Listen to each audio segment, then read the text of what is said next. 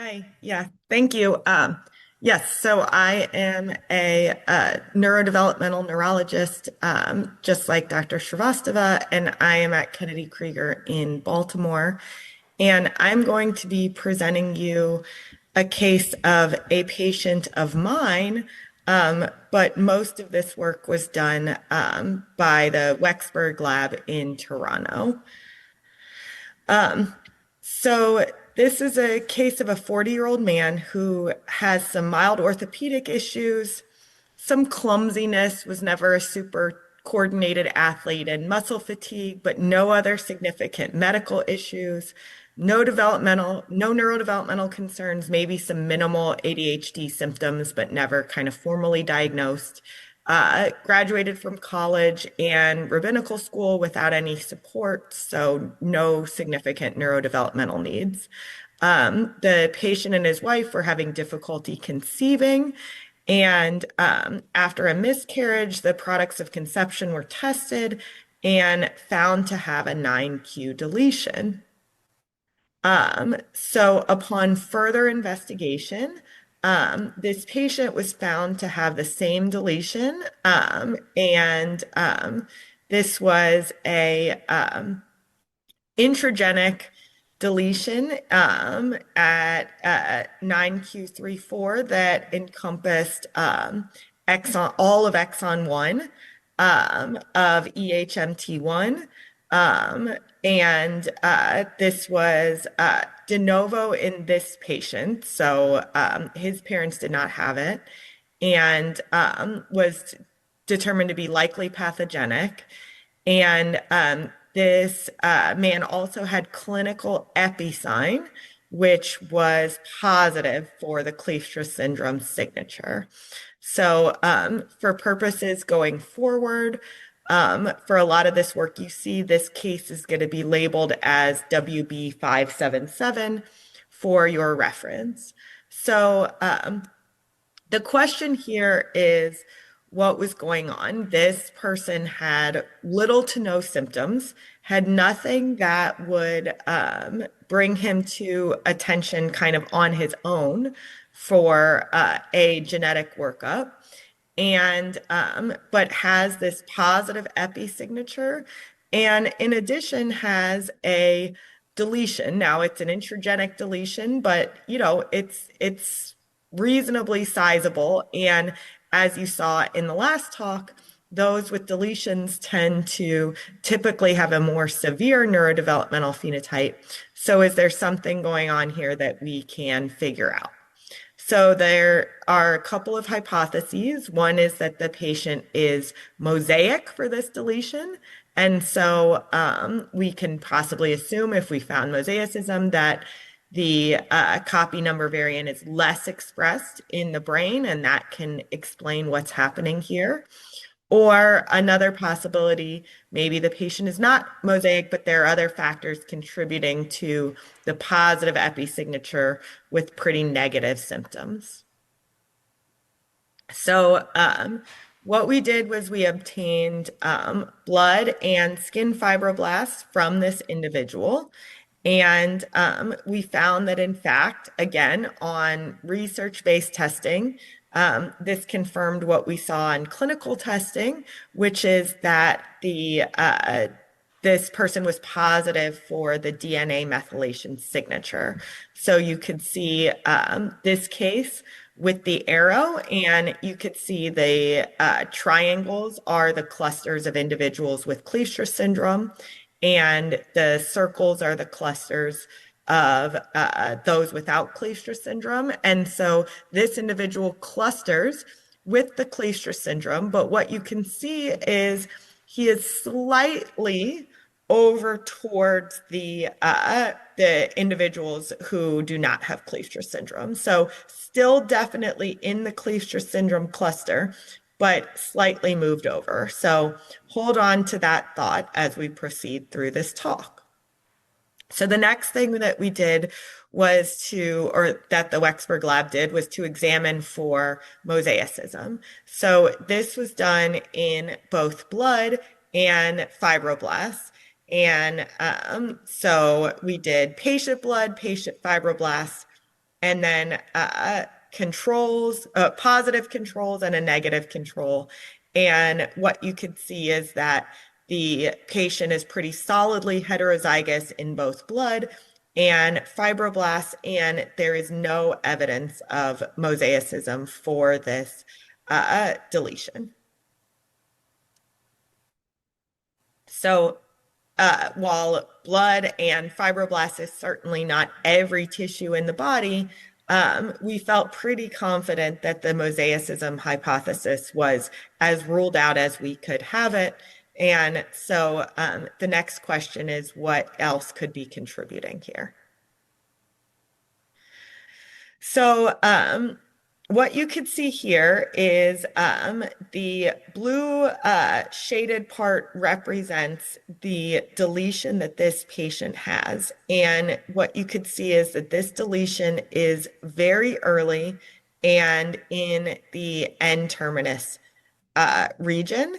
And it is much earlier than most of what is reported as far as deletions in the literature, as far as there are deletions certainly that start earlier, but frequently they extend later. And so, as far as where this deletion terminates, this is one of the earlier ones that we've seen.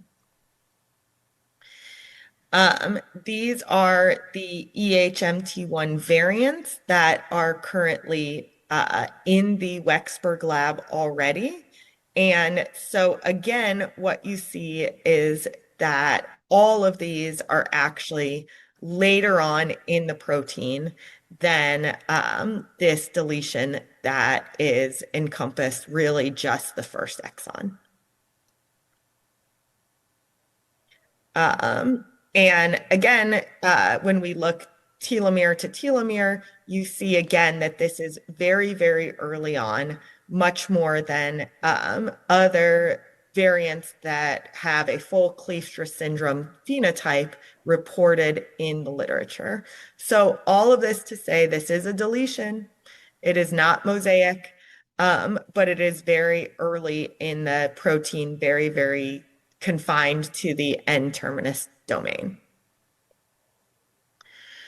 So then we, looking back at the literature from this paper from the Netherlands group, what you see is that these N-truncating variants have already, as we know, been reported to have a milder phenotype.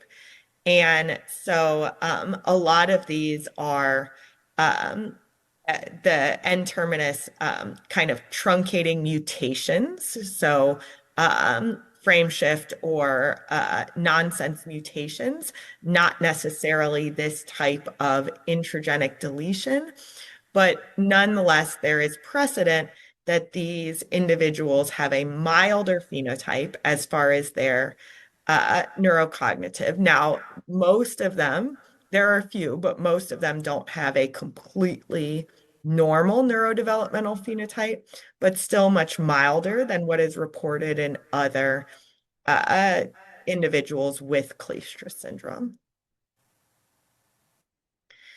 And so the hypothesis is that these N-terminal truncating variants that cluster in the first 3 exons, reminder that our patient's variant is confined to the first exon, probably evade nonsense-mediated decay, that there are alternative start codons to the protein. And so you get this hypomorphic EHMT1 transcript, but it is still there. And so it's a shorter protein that lacks a disordered N-terminal region, but this N-terminal region doesn't have a lot of known functions. So it still functions like a relatively intact EHMT1 variant. So where we have to this point is that the milder phenotype of this individual, almost no phenotype of this individual, is likely due to the deletion only affecting the first intron. So we hypothesize that this deletion is behaving similarly to these N-terminal truncating sequence variants. And these have been reported previously to cause a milder Kleefstra phenotype. This deletion, again, even though it is an intragenic deletion, it being so early in exon 1 probably accounts for this individual having almost no Kleefstra syndrome phenotype. Um, the mosaicism hypothesis has been ruled out in this case. And the DNA methylation results generated by the study identified that this individual, while still clustering with the other individuals with Kleefstra syndrome, has actually a milder deranged methylation score, which is highly correlated with the milder clinical presentation in this case. So, what does this mean? Why is this interesting? Why are we presenting this? So, the there are further studies that we could do on this individual and with this variant to see if there are other factors that are contributing potentially in this variant, and in this individual, but also in the other N-terminal domain variants. So we can further investigate the long read sequencing done on this individual, looking for such things as allele specificity or other protective genomic variants. RNA-seq can be done to better understand the transcript involved in EHMT1 in this individual. And then very interestingly is the fact that this individual has, while still positive, if you use just a yes/no threshold for DNA methylation signature, has a weaker or milder DNA methylation signature compared to other individuals with Kleefstra syndrome. What's very interesting about this is that potentially investigating the differentially methylated positions in this individual that differ from the differentially methylated positions in those individuals with a more significant Kleefstra phenotype, but still with the Kleefstra signature, could point us towards the genomic regions and differentially methylated positions important for cognitive impairment, because this individual really has no cognitive impairment despite having still a positive Kleefstra syndrome signature if you just use a yes/no threshold, and lead to potential therapeutic avenues. Because if we understand which of these positions and genes are most associated with the cognitive impairment in Kleefstra syndrome and are able to hone in on those, then there are potential therapeutic avenues therein. I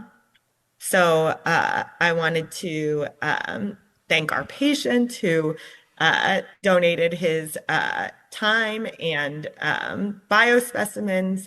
Thank IDefine for supporting and encouraging this work, and then thank Sana and Rosanna in the Wexberg lab who did really the majority of this work.